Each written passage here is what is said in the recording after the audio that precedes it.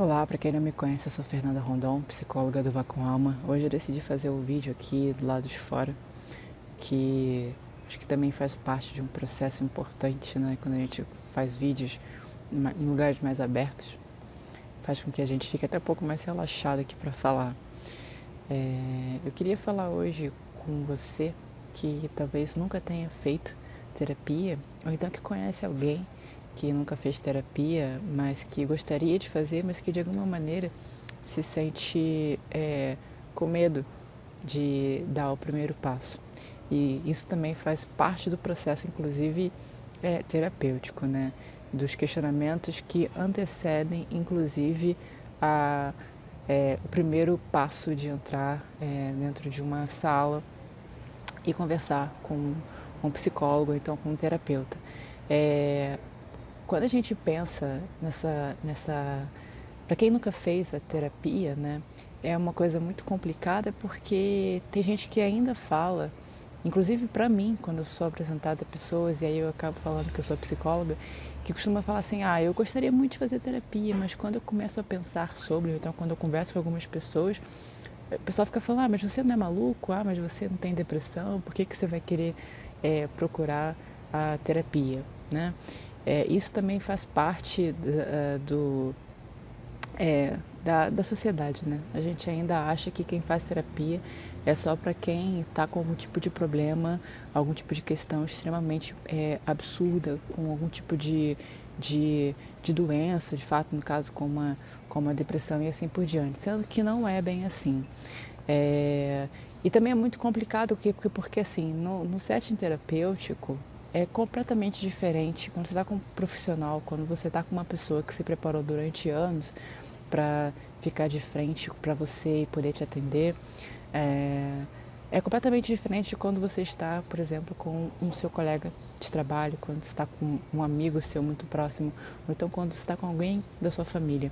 Porque, assim, por mais que no setting terapêutico, às vezes você pode ficar com diversas emoções que a gente classifica como desconfortáveis, porque a gente acaba rememorando determinadas coisas que nem sempre são favoráveis. Eu acredito que com um familiar, por exemplo, seja mais difícil ainda, porque às vezes ele, assim, na maior parte das vezes, ele não está preparado para ouvir absolutamente tudo que você tem para dizer.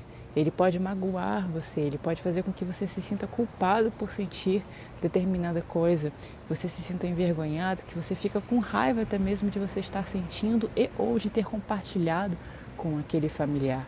Então, tô ficando só. Então, assim, isso é uma coisa que a gente precisa olhar. Por que eu estou fazendo esse vídeo que parece, assim, muito simples, mas que também, quando eu encontro outras pessoas, as pessoas sempre ficam perguntando, mas como é que é uma entrevista com um psicólogo, com um terapeuta? Como é que funciona esse negócio aí? E aí eu paro e acabo falando um pouco sobre toda esse ritual que é inevitável de acontecer. Então eu separei aqui uma lista que eu quero compartilhar, conversar com você sobre ela, que é muito simples, que obviamente eu poderia ter colocado outras coisas, até porque dentro da psicologia existem diversas outras, né? Tanto é que a gente não fala psicologia, a gente fala psicologias, existem diversas abordagens, existem diversas ferramentas que a gente pode trabalhar em um processo terapêutico. Então talvez o que eu fale aqui não vai fazer sentido para determinado profissional, para determinada pessoa e assim por diante. Então eu vou começar a falar aqui e aí a gente vai conversando um pouquinho sobre isso e espero que de alguma maneira eu consiga esclarecer aquilo que talvez para você seja difícil de dar o primeiro passo, né? Então vamos lá. O primeiro ponto que eu quero divulgar com você aqui é o seguinte: quando a gente entra em contato com um psicólogo, pode ser por e-mail, né, através de um site que você conseguiu chegar até ele, ou então por WhatsApp, ou então por torpedo, ou então por ligação, é muito provável que naquele momento que você vai ligar, ele não vai atender você. E isso porque ele está atendendo outras pessoas, e quando a gente está atendendo outras pessoas, a gente não fica com o celular por perto.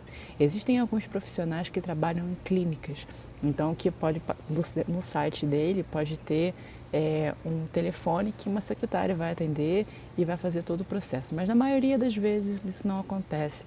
Tem muitos profissionais que atuam de maneira autônoma mesmo, isso é mais comum.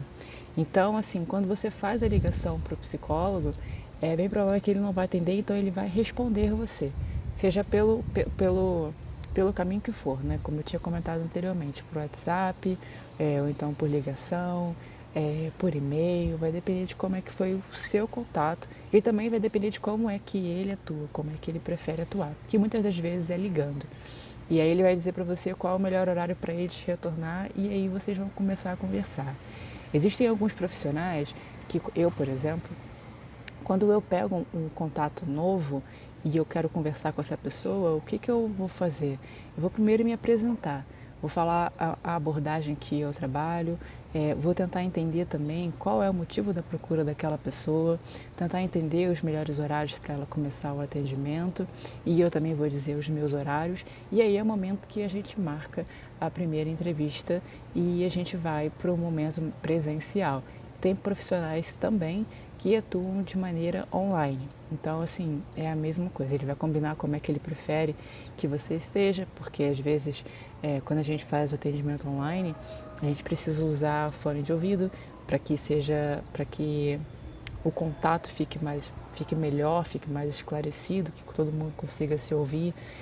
Tem gente que vai pedir para você, obviamente, não é nem uma questão de desejo, é uma questão de conforto, que você se isole, que você fique numa sala para poder conversar sem nenhum tipo de interrupção alheia e assim por diante. O segundo passo aqui é quando você chega ao consultório desse profissional.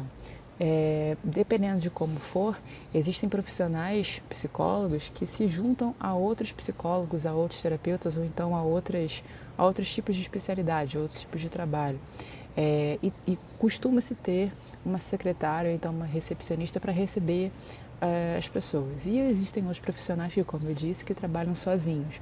Então, seja pelo motivo que for, alguns podem entregar para você um papel, um documento para você colocar suas informações, como seu nome completo, seu CPF, seu e-mail, seu contato, onde você mora.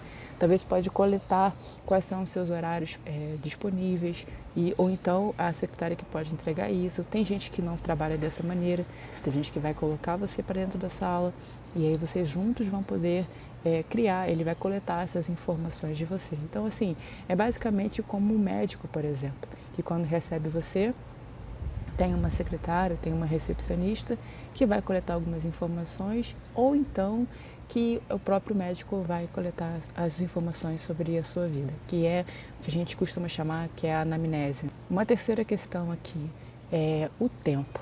O tempo varia muito de acordo, inclusive, com alguns tipos de abordagem.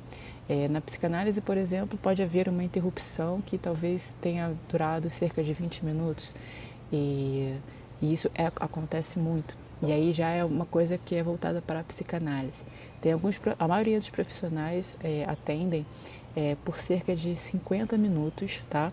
Ou então por 1 hora, mas a maioria acaba ficando com 50 minutos porque quando acaba esse tempo, ele vai pegar esses 10 minutos, vai se despedir de você e nesses 10 minutos, nesse tempinho, ele vai escrever algumas coisas sobre como foi esse contato, como foi o atendimento com você. O outro caminho no caso que é a quarta opção aqui, é que quando você está na sala com esse profissional, é o momento que as portas vão se abrir e você vai falar aquilo que você quer falar. É quando você começa a se apresentar. Você vai dizer sobre todas as suas questões e que você também pode pedir, perguntar algumas questões relacionadas a esse profissional. Tentar entender um pouco mais sobre como é que ele trabalha, tentar entender um pouco mais sobre a abordagem. Mas o objetivo aqui nesse primeiro encontro, né, nessa anamnese, é conhecer você. A quinta alternativa aqui é que nesse processo de anamnese, algumas informações podem ser colhidas do tipo seu nome completo, seu CPF, seu RG, algumas informações e, em paralelo, ao longo desse encontro, desses 50 minutos, alguns profissionais podem ter às suas mãos um papel, uma ficha que anota algumas das informações que você vai passar nesse primeiro encontro. Eu, particularmente, não gosto de fazer esse tipo de coisa. O único momento que eu realmente anoto é quando eu quero pegar o nome completo, algumas coisas relacionadas ao perfil mesmo da pessoa, porque eu acho que isso é importante, eu preciso ter essas informações. E também eu gosto muito de anotar sempre os horários disponíveis dessa pessoa, porque quando pode acontecer de ter que desmarcar, eu sei mais ou menos quais são os horários que ela tem, por exemplo. Então, isso é uma coisa que eu gosto de fazer, mas reforçando aqui, cada profissional atua do seu modo. O sexto passo aqui é o seguinte, a gente costuma trabalhar com encontros semanais, né? Então, e aí nesse momento de conversas, de trocas, de interação, vocês vão tendo mais ou menos noção de como é que vão ser esses encontros, como é que vão ser esses horários. Dependendo da sua questão financeira, por exemplo, você talvez vai preferir que ser quinzenal. E é um momento também que depois, quando se finaliza, existem alguns profissionais que na entrevista fazem algum tipo de cobrança, o que é completamente normal. E existem alguns profissionais que não atendem na entrevista, não fazem 50 minutos, por exemplo. Tem alguns que só vão atender por 30 minutos e preferem não cobrar da pessoa esse primeiro encontro, o que também é normal. É muito comum os profissionais fazerem dessa modo. Então, é o que eu estou falando aqui. O que eu estou dizendo é de uma maneira mais geral, não significa que de fato isso aconteça com todos. Estou falando muito da experiência que eu tenho e também da maneira como eu atuo, tá bom? Um sétimo passo aqui que eu acho que é muito importante, que na minha opinião é o momento mais importante aqui para compartilhar com você, que é o seguinte: caso você tenha gostado do terapeuta, caso tenha de fato acontecido uma transferência da sua parte com esse profissional, e você acaba vendo que ele faz uma cobrança que está além do que você pode pagar. Isso acontece muito, tá? Tanto é que tem muitas pessoas que falam que não fazem terapia porque a terapia é muito cara. E eu sei que é muito cara, sendo que, principalmente para o momento que a gente está vivendo no nosso país, né? Então acaba que assusta. É um valor que varia de 150 a 200 reais por sessão. Então tem muita gente que acaba deixando de fazer, mas a questão toda, e de 150 a 200, mas tem gente que cobra mais. Né? E isso tem muito a ver conforme esse profissional ele vai se dedicando àquilo que ele exerce. Né? Existem muitos psicólogos que têm diversas pós-graduações, que têm mestrado, que têm doutorado, que pode até mesmo ter pós-doutorado. Então, assim, o valor que ele cobra vai muito de acordo com o valor que ele tem no currículo, na experiência e também no tempo que ele tem de atuação, tá bom? Então, assim, quando você for se deparar com um profissional que você goste, mas que talvez você não tenha, naquele momento, não tem como pagar, né? Tenta conversar com ele. Esses profissionais, eles costumam se separar, às vezes, um dia na semana, ou então um horário da semana, para fazer valor social. Então, se você se identificou, não deixe de fazer terapia. Converse com esse profissional, busquem caminhos para ver se você realmente consegue fazer aquilo que você está precisando, né, que é importante para você.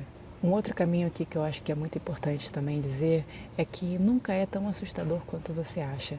Eu preciso que você entenda que muitos desses profissionais, porque tem a questão da formação, né, que é da terapia, e tem a formação que é voltada para a faculdade.